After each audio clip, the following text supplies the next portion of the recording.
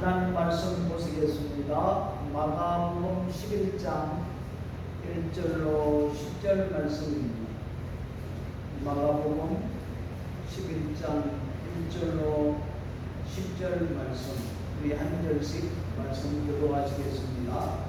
저희가 예루살렘에 가까이 와서 감람산 벳바게와 베다니에 이르렀을 때에 예수께서 제자 중 둘을 보내시며 이르시되 너희는 맞은편 마을로 가라. 그리로 들어가면 곧 아직 아무도 타보지 않은 나귀 새끼가 매여 있는 것을 보이니 또 오라.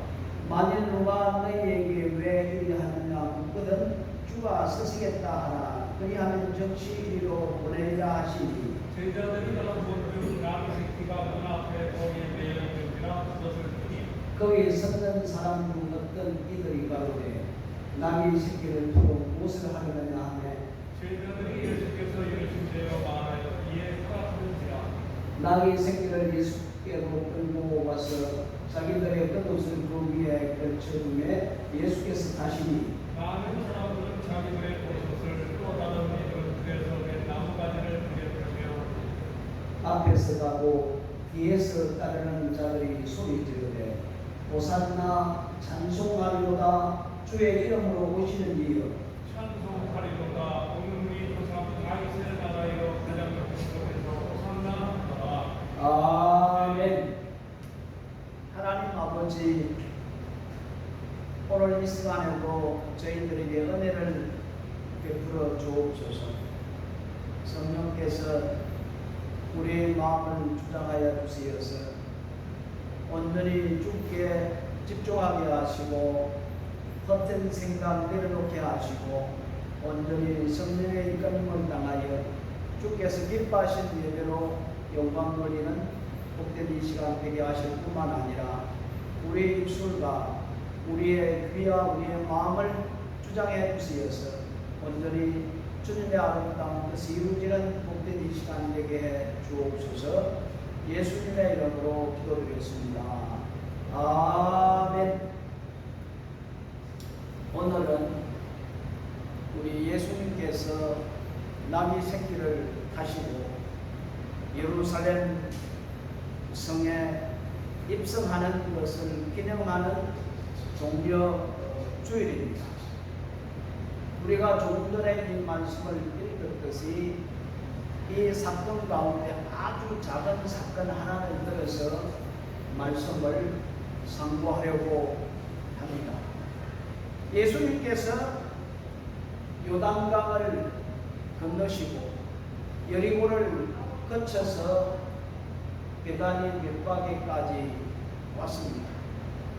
지금까지 예수님의 여행을 보면은 말을 타고 나귀를 타고 여행을 하는 것이 아니라 오직 도보로 걸어서 여행을 했던 것을 볼 수가 있는데 왜 하필이면은 베다니에서 예루살렘까지 거리가 약 한 2km 정도 된다고 그러거든요.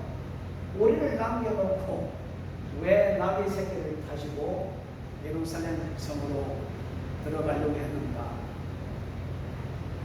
물론 예수님께서 스가랴 선지자가 예언을 했듯이 그 예언의 성취를 위해서 이렇게 나귀 새끼 타고 들어가셨다라고 생각할 수가 있고, 그리고 예수님께서 나귀 새끼를 타시고 예루살렘 성에 들어갈 때 많은 사람들이 누구나 다 호산나 다윗의 자손이여 오는 이를 환영하며 호산나 외치기 시작을 했습니다. 아마 그들은 이 메시아가 로마로부터 우리를 해방시켜 자유를 줄 거다 그런 생각을 가지고 아마 호산나 다윗의 자손이여 이렇게 아마 외쳤던 것을 볼 수가 있습니다. 예수님의 마음하고 사람들의 마음하고 달랐던 것을 볼 수가 있거든요. 우리도 이 세상에 살아가면서 내 마음과 하나님의 마음이 얼마든지 다를 수 있다는 것을 우리는 생각할 수가 있습니다. 예수님께서 베다니에 도착하고 나서 두 제자를 베다니 쪽으로 보냅니다. 마을 건너편으로 보냅니다. 그곳에 아직 타지 않는 나귀 새끼가 매여 있으니까 그것을 데리고 와라. 그랬더니 두 제자가 가서 그 마을에 가보니 나귀 새끼가 매여 있었습니다. 그래서 그 나귀 새끼를 끌고 가기 위해서 풀 때에 아마 그 나귀 새끼의 주인이겠죠. 사람들 가운데 한 사람이 왜 나귀 새끼를 풀었냐, 뭐 하려고 하느냐 그랬더니 예수님께서 말씀하신 그 말씀에 따라서 한 제자가 그렇게 말씀했겠죠. 주님께서 쓰시겠다고 합니다. 그랬을 때에 그 주인은 아무 말 없이 그 나귀 새끼를 끌고 가도록 허락했던 것을 볼 수가 있습니다. 이 나귀 새끼의 주인이 누구일까? 성경은 말하고 있지 않지만 우리가 추측컨대 아마 예수님께서 죽은 나사로를 살렸을 때에 그 사건과 그 광경을 보고 예수를 믿은 사람이 아닌가, 혹은 마리아와 마르다의 친척 중에 한 사람이 아닌가, 그런 추측을 해볼 수가 있습니다. 아무튼 나귀 새끼의 주인은 예수님이 쓰신다고 했을 때에 바로 허락했던 것을 볼 수가 있습니다. 여러분 한번 생각해 보십시오. 우리 인간들은 참 이기적이고 타산적이거든요. 나에게 이익이 되면은, 나에게 유익이 되면은 계산을 해보고 허락하는데, 나에게 유익이 되지 아니하면 허락지 아니한다는 것입니다. 그런데 믿음의 세계에 있어서 사람이 감동을 받고 감화를 받고 은혜를 받으면은 그 믿음의 대상에게 모든 것을 들을 수 있는 그런 마음이 생긴다는 것입니다. 우리도 이 세상에 살아가면서 어떤 사람을 사랑하고 어떤 사람이 나에게 헌신적으로 했을 때에 우리의 가지고 있는 모든 것을 다 드리고 싶은 마음이 우리들의 마음인 것을 볼 수가 있거든요. 마찬가지로 이 나귀 새끼 주인도 신앙적으로 예수님이 쓰신다고 했을 때에 그냥 아낌없이 계산되지 아니하고 드렸던 것을 볼 수가 있습니다.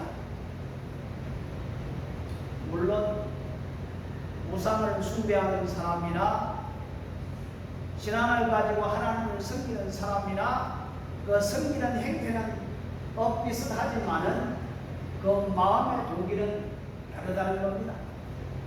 신앙을 가진 사람들이 하나님을 섬기는 것은 헌신적이고 서로 인격적인 관계 속에서 이루어지는 것이고, 우상을 숭배하는 자들은 이기적이고 하나의 관계적인 것을 볼 수가 있습니다. 왜 우상을 숭배하는 사람들이 모든 것을 들을 수 있을까? 그건 두려워서, 내가 이것을 하지 아니함으로 인해서 이 신이 나에게 해로움을 줄까봐 두려움의 대상, 또 내가 이러함으로 말미암아 나에게 큰 유익을 얻을 수 있으니까 이기적 마음으로 이렇게 시작한다는 겁니다. 그러니까 신앙을 가진 사람과 우상을 숭배하는 사람의 차이점이 바로 이것인 것을 우리가 알 수가 있습니다.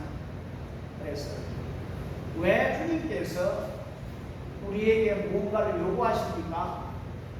여러분 한번 생각해 보십시오. 하나님이 무엇이 부족해서 우리에게 뭘 요구할까요? 하나님 부족한 것이 아무도 없습니다.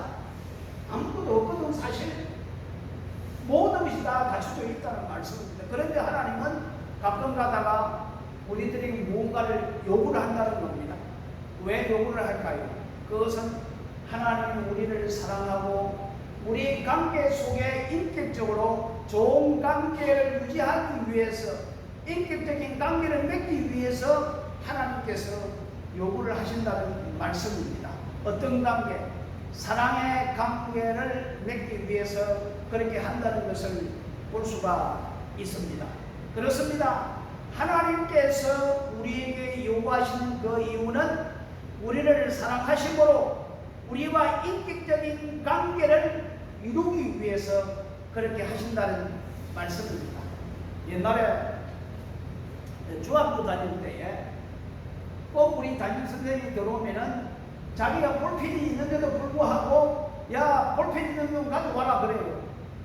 자기 것을 사용하면 되는데 자기 것을 사용하지 아니하고 그 주위에 있는 야 볼펜 있는 친구 가져와봐. 그러면 서로가 이 볼펜 선생님이 갖다 주려고. 왜요?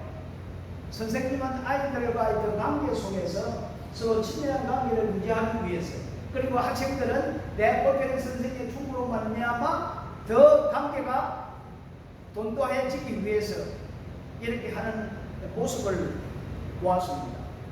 그렇습니다. 요구하고 응답하고 요구하는 것은 하나의 사랑의 인격적인 관계에서 이루어진다는 것을 볼 수가 있습니다. 한번 생각해 볼까요?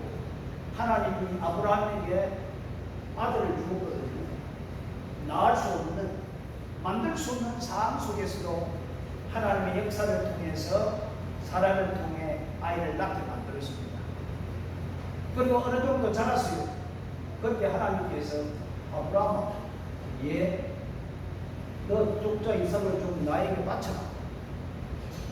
자, 인간적인 생각을 해볼 때 기가 찹니다.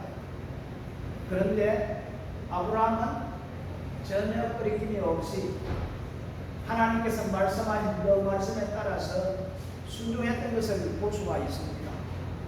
왜요? 어떤 관계입니까? 하나님과 아브라함의 관계는 서로 사랑으로 맺어진 인격적인 관계인 것을 볼 수가 있거든요.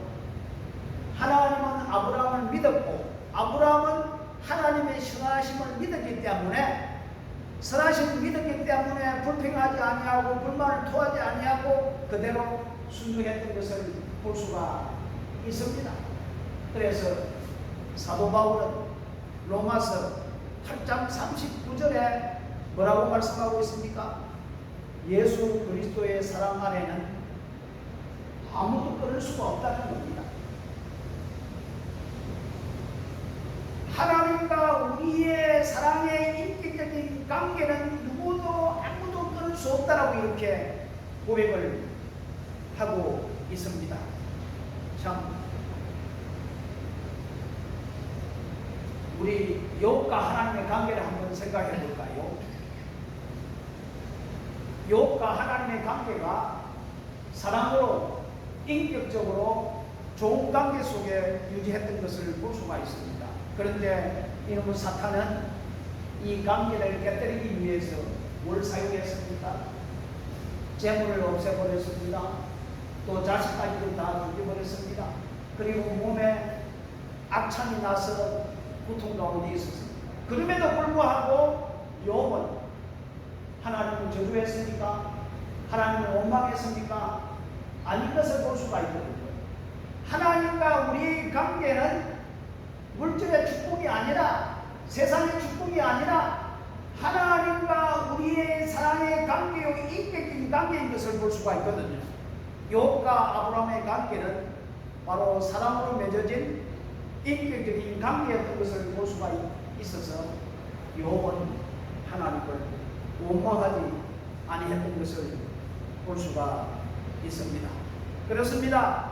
신앙을 이렇게 인격적인 관계로 볼 때 나귀의 주인이 예루살렘으로 올라가시는 주님의 피로에 서슴지 않고 응한 것은 그가 얼마나 주님께 대한 열렬한 신앙을 가졌던 것을 우리에게 보여준다고 말할 수가 있습니다.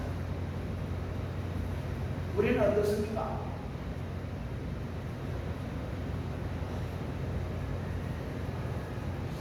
우리의 불신앙은 주님과 더불어 거룩한 교제를 한다면서 주님의 요구에 일체 응하지 않는 때가 참 많습니다.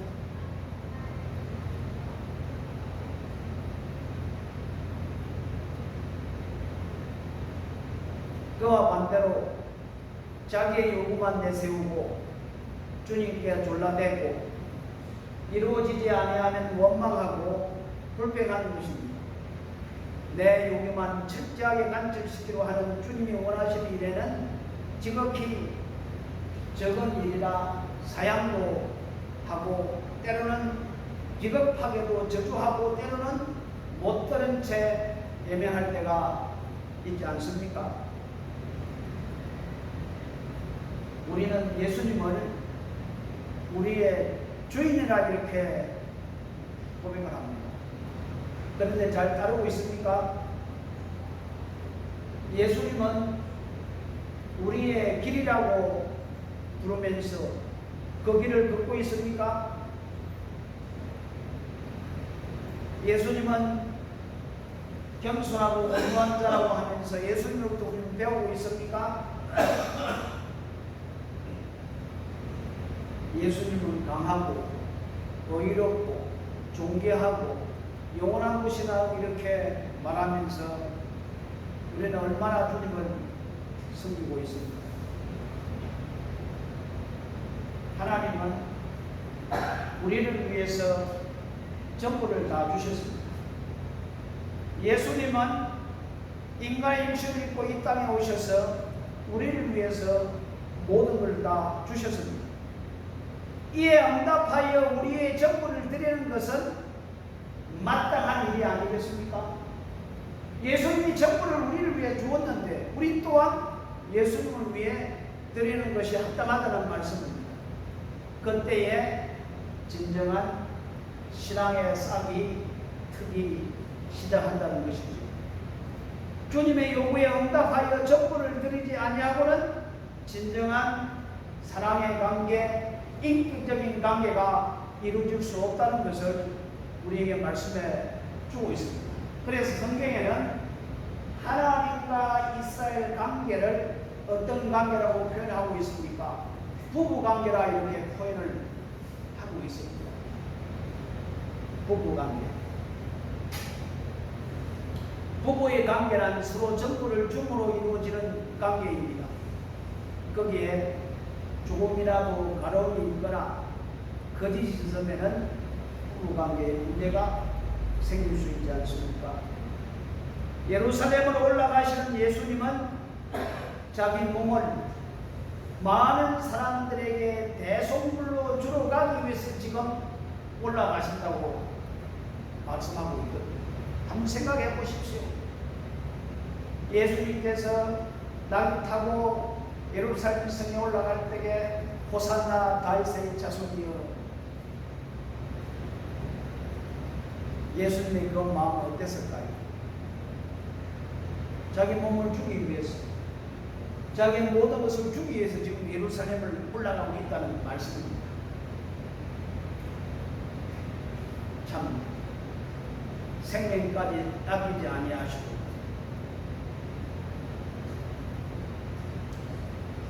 잘은 모르겠지만 그 나귀 새끼 주인은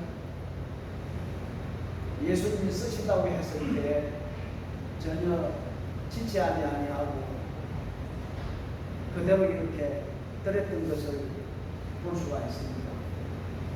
우리가 주인이 누군지 말하고 있지 않지만은 이분도 예수님을 믿는 참된 신앙인이었다 이렇게 우리는 이해할 수가 있습니다.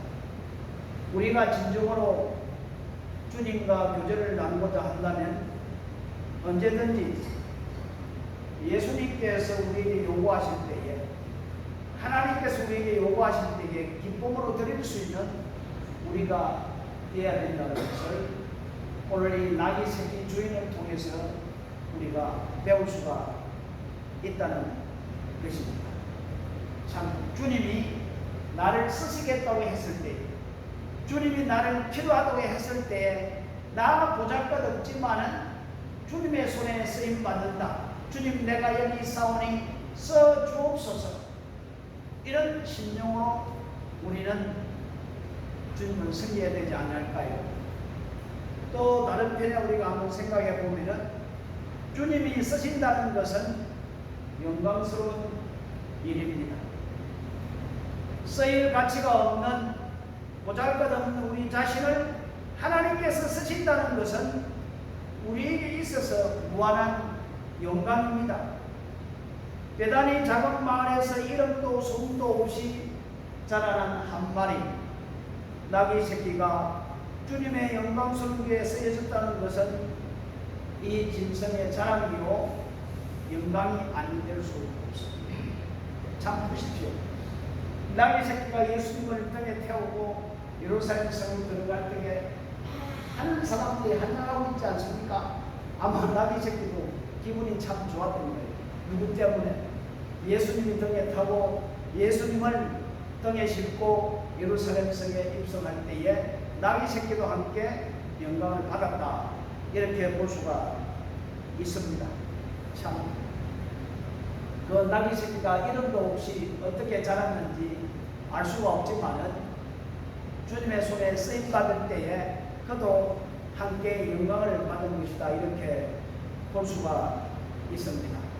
예수님께서는 이 변변치 않는 나귀 새끼 한 마리를 쓰시어 옛날 선지자가 예언했던 그 예언을 성취하셨습니다. 우리 스가랴 9장 9절 말씀에 보면은 시온에 따라 크게 기뻐할지어다 예루살렘에 따라 절거이 부를지어다 보라 내 왕이 네게 임하나니 그는 공의로우며 구원을 베풀며 겸손하여서 나귀를 타나니 나귀의 작은 것 곧 나귀 새끼니라. 사람이 쓰임받는 것은 영광스러운 것입니다. 버림받는 것은 참 수치라 이렇게 볼 수가 있죠. 만일 소금이 그 맛을 잃어버린다면 어디에 쓸데가 있겠습니까? 아무 쓸데가 없지요. 그죠? 소금이 맛을 잃어버리면은 그냥 밖에 버려 사람들이 밟고 지나가는 것입니다. 이처럼 사람이 아무 쓸데없이 쓰임을 받지 못한다면 그만큼 수치스러운 일이다라는 것을 우리는 생각할 수가 있습니다. 우리가 비록 보잘것없는 인간이라도 해도 가정에서나 사회에서나 다른 사람을 위해서나 하나님을 위해서 쓰임을 받을 수 있다고 그처럼 보람있는 일은 아마 없을 것입니다. 가장 불행한 사람은 있다면 아무도 그의 가치나 존재를 인정해 주지 못한 만큼 버림받은 사람일 거라 이렇게 우리는 생각할 수가 있습니다. 예수께서 오셔서 택하여 쓰신 인물들을 보면은 결코 처음부터 위대한 사람들이 아니었던 것을 볼 수가 있거든요. 보통 보면은 지질이 못난 자를 선택하여 훈련시켜서 있는 자들을, 지혜로운 자들을 부끄럽게 했던 것을 볼 수가 있습니다. 그래서 고린도전서 1장 27절 28절 말씀에 보면 이렇게 기록되어 있습니다. 지혜 있는 자나 능한 자나 문벌 좋은 자들이 아니었습니다. 오히려 세상에서 멸시와 천대를 받는 사람들이었으며 약하고 보잘것없는 자들이었습니다. 그런데 하나님께서는 지혜 있는 자들을 부끄럽게 하시려고 세상의 어리석은 자들을 택하셨으며 강한 자들을 부끄럽게 하시려고 세상의 약한 자들을 택하셨습니다. 그리고 유력한 자들을 무력하게 하기 위하여 세상의 천한 자들과 멸시받는 자들과 존재없는 자들을 택해 쓰십니다. 바울은 이렇게 기록을 하고 있습니다.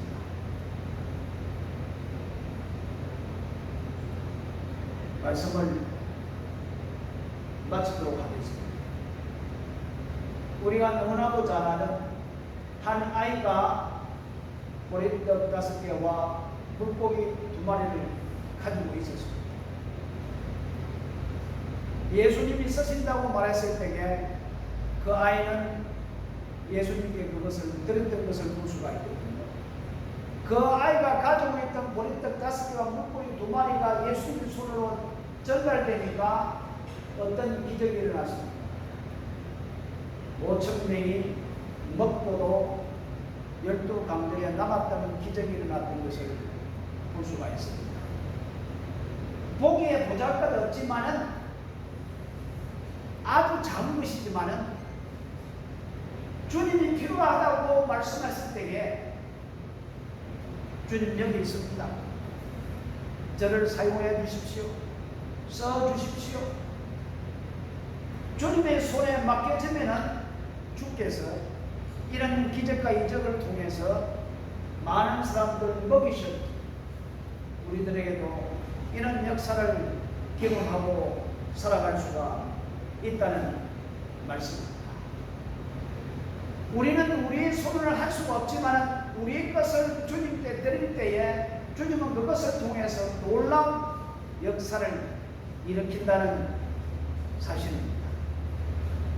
오늘 또 예수님께서 제자를 보내어 나귀 새끼를 끌고 와라 내가 사용하겠다 그랬을 때에 그 주인은 두말도 하지 아니하고 그 나귀 새끼를 보내주었던 것을 볼 수가 있거든요.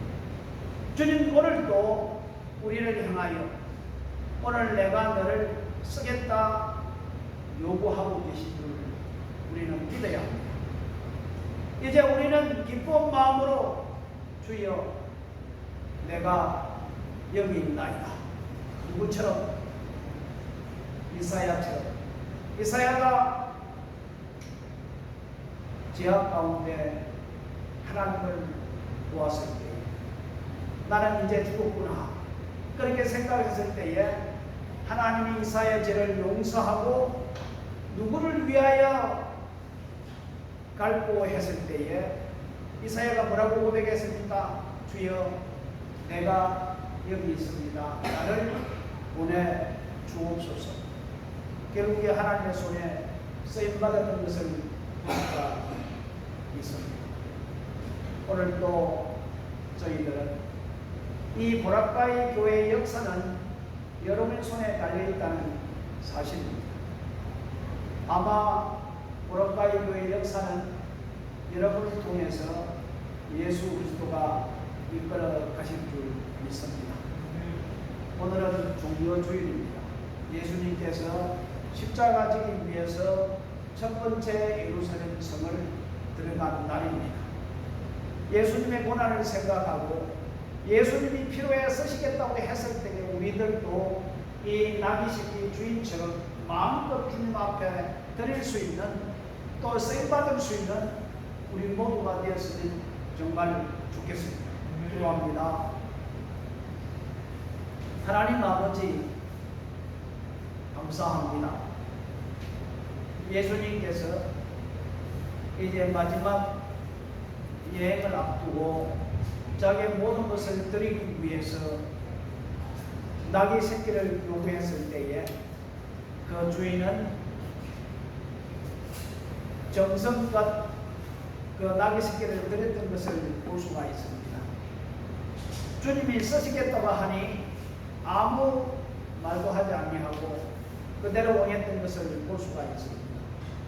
오늘도 우리가 이 땅에 살아가면서 주께서 쓰시겠다고 했을 때에 주님이 우리를 쓰시겠다 했을 때에 우리는 어떤 반응을 보여야 되겠습니까? 아버지 하나님 오늘도 나귀 새끼의 주인이 예수님께 모든 것을 내어놓듯이 저희들도 주님 앞에 드릴 수 있는 사용되어지는